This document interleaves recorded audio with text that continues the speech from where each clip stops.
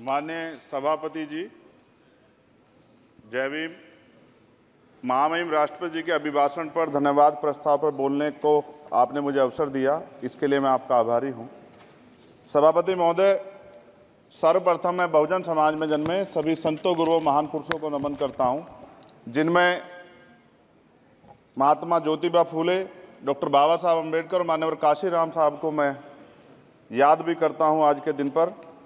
साथ साथ नगीना की महान जनता और भीम आर्मी और हमारी पार्टी आज़ाद समाज पार्टी काशीराम के साथियों का भी धन्यवाद करता हूं। इसके बाद अपने कुल गुरु जगत गुरु सदगुरु रविदास जी महाराज को भी मैं नमन करता हूं, जिन्होंने दुनिया को लगभग 600 साल पहले बेगमपुरा शहर के रूप में दुनिया का सबसे महान लोकतांत्रिक दर्शन दिया। अध्यक्ष महोदय, माननीय सभापति जी, 14 अगस्त 1947 को ये देश अंग्रेजों के अधीन था। 15 अगस्त 1947 को हम लोग आज़ाद हुए। 16 अगस्त 1947 को देश आज़ादी में था, लेकिन धन धरती राजपाट में बंटवारा नहीं हुआ।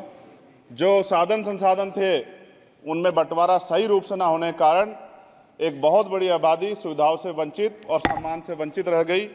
उनको सम्मान देने के लिए और अंतिम व्यक्ति तक सुविधाएं पहुंचे, इसके लिए लोकतंत्र की व्यवस्था हुई। लेकिन आज़ादी के 70 साल बाद भी हम कहाँ खड़े हैं, इस पर ये चिंता का विषय है। मैं मानता हूं कि सामाजिक न्याय तभी होगा माननीय सभापति जी, जब जातीय जनगणना पूरी होगी और जातीय जनगणना कराई जाएगी और साथ साथ संख्या के आधार पर आरक्षण जो है वंचित वर्गों का बढ़ाया जाएगा।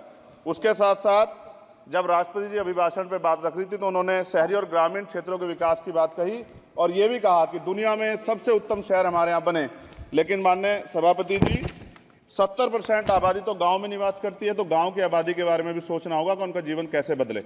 माननीय सभापति जी, उच्च शैक्षणिक संस्थानों में बहुजन समाज के जो छात्र हैं उनके साथ कास्ट एट्रोसिटी हो रही है, निरंतर उनकी हत्या हो रही है। साथ साथ जो सरकारी कर्मचारी हैं दफ्तरों में, उनके साथ भी जो SC ST OBC और मुस्लिम और अन्य धार्मिक अल्पसंख्यक, उनके साथ भी माननीय सभापति जी जातिगत और धार्मिक जो है शोषण किया जा रहा है। इसलिए मेरी मांग भी है कि पुरानी पेंशन को भी अध्यक्ष जी बहाल किया जाए। जो कर्मचारी देश की सेवा में लगे हैं उनका भी सम्मान होना चाहिए। साथ साथ सभापति जी, भाजपा ने चुनावी लाभ के लिए सबका साथ सबका विकास के नारे दिए, जो खोखले हैं, क्योंकि 10 साल में दलित, पिछड़े, आदिवासी, मुस्लिम और अन्य धार्मिक अल्पसंख्यक जो अत्याचार हुए हैं वो किससे छिपे हुए नहीं हैं। ये गलत है, ये बंद होना चाहिए।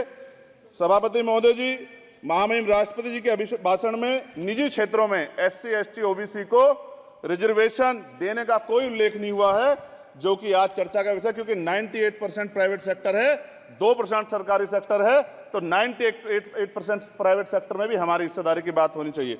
माननीय सभापति जी, आशा कार्यकर्ताओं, आंगनबाड़ी वर्करों, भोजन माताओं के वेतन वृद्धि पे भी कोई उल्लेख नहीं हुआ है, वो भी अभी नंगे, उन पर भी सोचना पड़ेगा। माननीय सभापति जी, जिस क्षेत्र से मैं चुन के आऊँ नगीना से, वो बहुत पिछड़ा क्षेत्र है। उस क्षेत्र में कोई विशेष आर्थिक पैकेज नहीं दिया गया, रोजगार की सेवाएं नहीं है, नौजवान पलायन करता है। IIT, IIM, एम्स, केंद्रीय विद्यालय आदि शिक्षा में और चिकित्सा संस्थानों की स्थापना होनी चाहिए, जो कि नहीं है। और माननीय सभापति जी, मानसून सत्र आ गया है, मेरा क्षेत्र बाढ़ से बहुत प्रभावित है, इसलिए मैं आपसे आग्रह करूंगा कि वहां के लोगों को बाढ़ से निजात दिलाई जाए। माननीय सभापति जी, चीन हमें आंख दिखा रहा है और लगातार हमारे देश की सीमाओं में घुसपैठ कर रहा है, इसलिए अग्निवीर योजना को हटाकर पुनः सेना भर्ती शुरू की जाए और साथ साथ भारत की सबसे प्राचीन व बहादुर रेजिमेंट में से एक चमार रेजिमेंट को पुनः बहाल करा जाए, ऐसा भी मेरा आपसे आग्रह है। माननीय सभापति जी, पिछले सारे प्रधानमंत्रियों ने मिलकर जितना कर्ज लिया है उससे दुगना कर्ज हमारे वर्तमान के प्रधानमंत्री जी ने लिया है। किसान अगर अपना कर्ज माफ कराने के लिए जाता है तो लाठी झेलनी पड़ती है, जबकि सरकार ने धन्ना सेठों का 15 लाख करोड़ रुपया माफ किया है। इस ओर हमें ध्यान देना पड़ेगा, हमारी आने वाली पीढ़ियों को ये कर्ज चुकाना पड़ेगा। माननीय सभापति महोदय जी, किसानों को MSP की लीगल गारंटी तथा किसानों का कर्ज माफ होना चाहिए। साथ साथ 2 अप्रैल 2018 को SC ST के बच्चों पे बहुत बड़े पैमाने पे मुकदमे लगे थे, वो हमारी लड़ाई सही थी, ये सुप्रीम कोर्ट ने माना और बाद में सरकार ने माना, वो मुकदमे तुरंत वापस होने चाहिए। माननीय सभापति जी, प्रेस जो है उस पर भी शिकंजा कसा जा रहा है, जो पत्रकार सरकार खिलाफ बोलता है नौकरी से हाथ धोना पड़ता है। और सोशल मीडिया हमारा हथियार है, उस पर तरह तरह के प्रतिबंध लगाए जा रहे हैं और विरोध करने वालों को सोशल मीडिया हैंडल भी सस्पेंड करा दिए जा रहे हैं। साथ साथ सभापति जी, पेपर लीक और परीक्षाओं के कैंसिल होने से देश के नौजवानों का भविष्य खतरे में है। नीट, यूपी सिपाही भर्ती सभापति जी और 69,000 शिक्षक भर्ती में आरक्षण घोटाला हुआ है, कोई पूछने वाला नहीं, खून के आंसू रो रहे हैं बच्चे, बेरोजगारी का दंश युवा झेल रहे हैं। इसलिए मेरा आग्रह है कि युवाओं के लिए कृपया समाप्त करें चंद्रशेखर। माननीय सभापति जी, मैं पहली बार बोल रहा हूं, आप कहेंगे मैं बैठ जाऊंगा, मैं आपकी बात, मैं संवैधानिक मर्यादा का पालन करूंगा, मगर हम तो माननीय सभापति जी सुन ही रहे हैं। आप बोलिए, 1 मिनट। धन्यवाद। 1 मिनट और बोलिए। अध्यक्ष सभापति जी, नारी सम्मान की बात करने वाली सरकार, हमने मणिपुर देखा सर, हमने पहलवान बेटियों का हर्ष देखा सर, और हमने सर हाथरस की बेटी का हर्ष देखा सर, और हाथरस के परिवार को जो वादा किया था सरकार ने वो भी पूरा नहीं किया।